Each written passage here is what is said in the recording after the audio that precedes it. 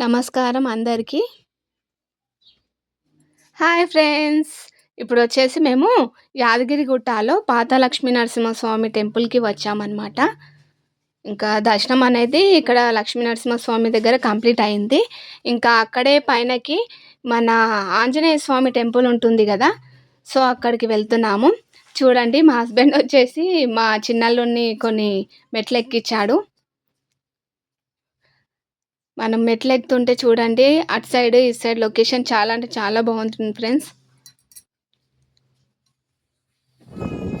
ఇంకా అక్కడ గుండం అనమాట. ఇంకా ఇక్కడ హనుమంతునిది గూడా దర్శనం కంప్లీట్ అయింది. సో, బయటకొచ్చేసాము. మేము చిన్నప్పుడైతే చాలా వెళ్ళేవాళ్ళము.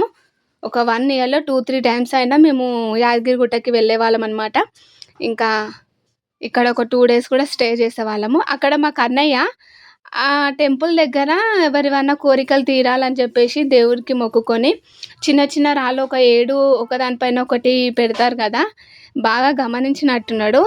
సో, నేను గూడా పెడతా అని చెప్పేసి అక్కడ పెడుతున్నాడనమాట. ఇంకా మా తమ్ముడెళ్ళి ఇద్దరిని తీసుకొస్తున్నాడు ఫ్రెండ్స్. ఓకేనా? బాయ్ మరి.